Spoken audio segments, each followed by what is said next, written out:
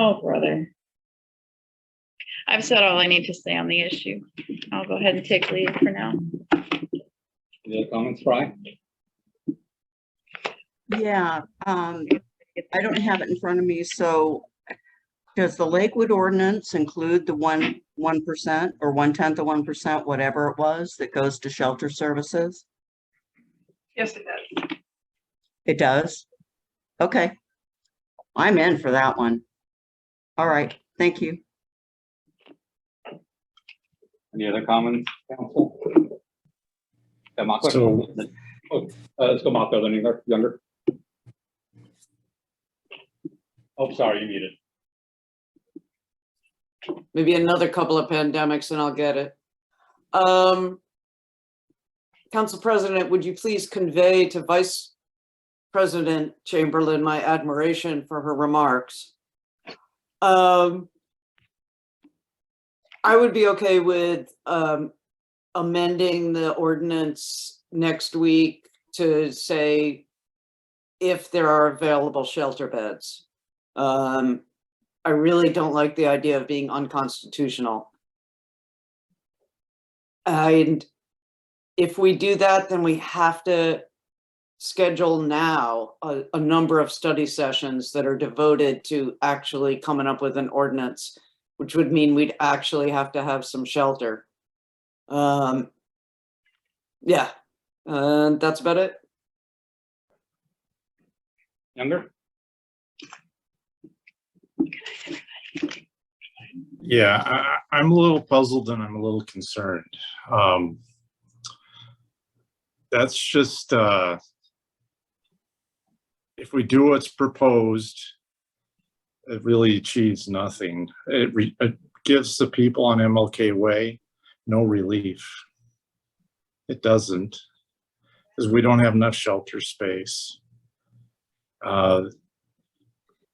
Councilmember Chamberlain mentioned there's these two laws on the books that can be applied for whatever reason. I'd love to hear the chief of police perspective on it. They're not, because we have MLK Way situation happening right now. So I can explain some of that if you'd like. go ahead, because yeah, go ahead, please. Yeah, so the trespass was in reference to private property. Yeah, I understand. When, and that actually is not uncommon. It's not uncommon for people to call and say that, you know, if they have a parcel that there's someone on it and they've asked them to leave and they haven't, and they want police involvement in that situation. So that's where a person is without a house, is camping, and unlike our camping ordinance that has a provision where there's 2 citations before it becomes criminal, trespass is criminal out of the gate. And so that's where that's different. Then with regard to disorderly conduct, there are some nuances to the statute that do make that difficult. It's also frustrating, from what I've heard, is that they hear that, you know, if there's a call that the sidewalk is being blocked and they go down there and the person moves, and then they come back and they've moved back onto there, that they just sort of go back and forth. It also doesn't apply to that planting strip. That portion of the right of way that is not either the roadway or the walkway, because the disorderly conduct only involves obstruction of vehicles or people moving. So the planting strip isn't impacted. Thank you. So in getting to that, I want to give our residents immediate relief as soon as as soon as possible, while still actually increasing services for our houseless. And not to beat my own drum, but what's wrong with proposal of dedicating areas that aren't in the right of way, aren't in the planting strips, aren't on the sidewalks, and have designated parts of the city working with the administration? They're going to need to, they're the subject matter experts, which ones would be appropriate And if they're away from services, in other words, they're not downtown, then it's incumbent upon us, just like if we're allowed to transport them to a shelter outside the city limits, because that's the only available shelter, that would be a reasonable requirement for the city to do so. I think it would be a reasonable requirement if the place that we choose, the public space for them to use, if that is not near the services they need, then we kick in or work with Kitsap Transit and provide shuttle service so they can get to their services. I really want to give the residents I want to give them some relief from this, but I also want to improve the conditions of the houseless and provide the services. There's no toilets. I mean, you know, this would be better than what we have. And just by doing the approach of we're going to take our ordinance and we'll put in this clause, this doesn't apply if not available, that solves nothing because nothing's available. So come on, please. I don't think this is that heavy a lift, and then maybe we can tweak it. But okay, someone else tell me why my solution's wrong, why it won't work. Sure. Quinn Denny. I'm not going to tell you why it doesn't work. I'm sorry, Council President. I'm not going to address Councilmember Younger's question about why it doesn't work. I'm actually going to say that I've never thought I'd say this, but I think Councilmember Younger and the Ninth Circuit are in agreement right now. I think that this is a problem that is pervasive throughout the country, pervasive throughout communities, and the Ninth Circuit is saying, municipalities, and states and federal government, you've turned a blind eye to this problem so much that there's so much litigation coming up through the courts that you need to address this. And so that's why I'm not in favor of just repealing this ordinance. I think that there is a framework of saying, yes, there are issues on both sides, but the government, you have not done a great job. Fellow citizens, you have not done a great job of addressing this really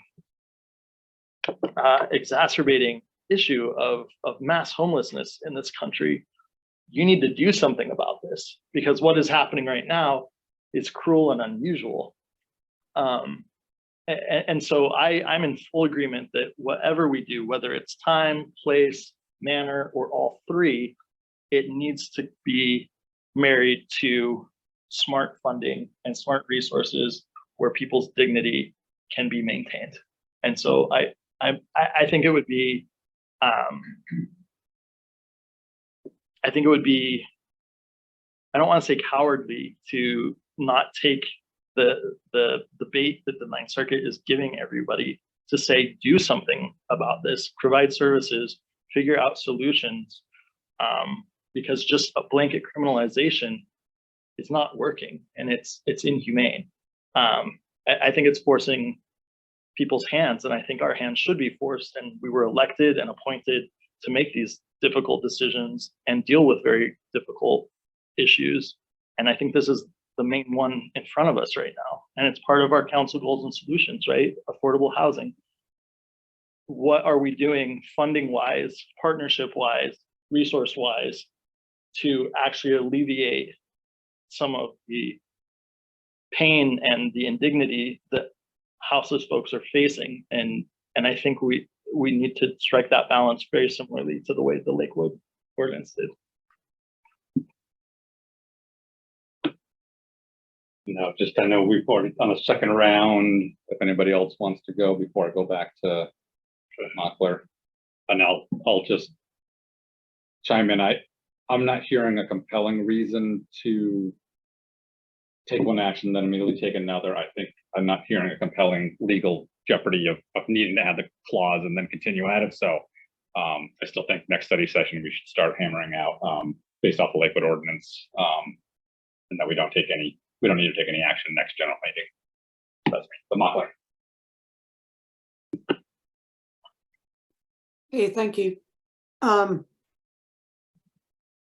I guess there's no compelling legal reason not to amend it, saying there'll be no camping anywhere unless there's shelter beds available, except that it's something the public asked us to do.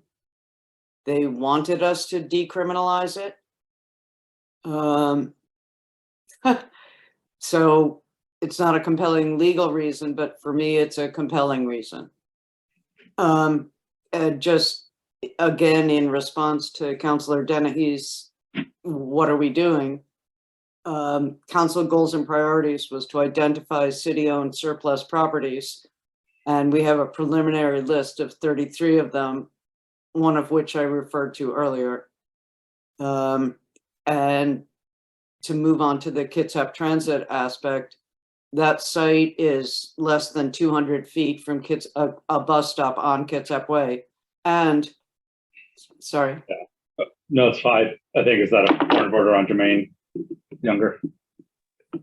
The point of order is that's not what I said. I didn't say put it on a Kitsap Transit site. I said partner with Kitsap Transit for bus service to get the people to where they need to go. Quite right. And I was going to go on to say that Kitsap Access would be available to them as well. That's it. I really do want to find a solution to this that respects both the rights, that respects the rights of all of our residents, of everybody who lives here. And I have faith actually in this council's ability to do so. So I look forward to starting to hammer it out, and I'm still sticking out for let's change it and then change it again.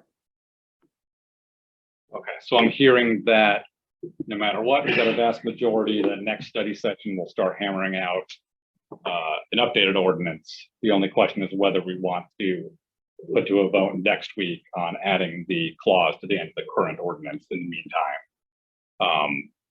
So let me just look for thumbs up if you want to add that clause for a vote next meeting.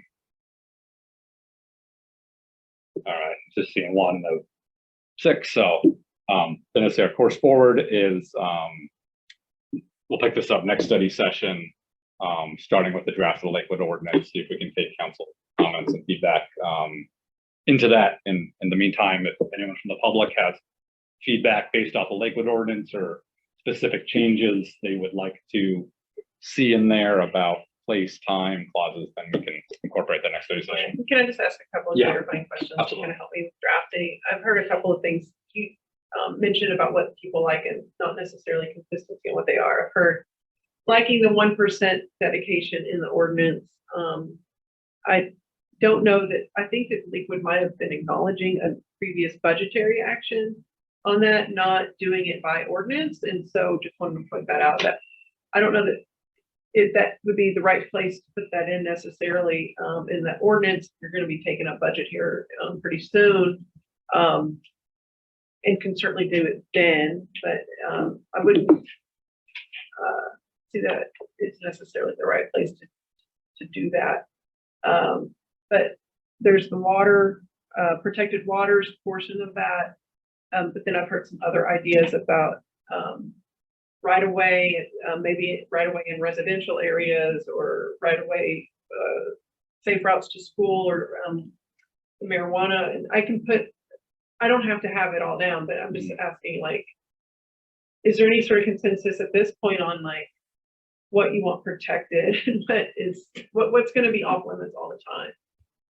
I'm worried it's getting late right now. Okay, We dive that's into fine. specifics. But yeah, Point of clarification, Sure. I'm not sure if that's, but point of clarification, would You're we be right. breaking quorum if we individually emailed you? We would be, okay. Yeah, I think we're going to need to talk about it at the next study session. Okay. yeah. Maybe you and I can work on what are some direct questions to council and specifics that we can Sure, answer on. I mean, there could Yeah. be more than one clause, and I mean, obviously you can't have, maybe everything there, but I can work on it. Okay, and then we can go through some of those suggestions and do some thumbs. Councilmember Fry, Yes. yes, sir. Go ahead, Brian. Just a quick point. The only reason that I'd fight to keep that in the ordinance is because it sends a message. It means commitment. We're balancing out this ordinance with money for services as well as when we're going to clear encampments or whatever, enforce the ordinance. So pushing it off to budget means it's a year-to-year decision. And so that's the only, at least I think it does. Whereas if it's in the ordinance, we can always change it. I know, but it's like, this is part of the deal. It's a balanced approach. There's money for services as well as the law enforcement aspect of it. Okay. Want to say a thank you again to anyone still listening and from the remote. It's been a really tough one to tackle, but I'm glad we're tackling it. Thank you to everybody for speaking up on it. Thank you.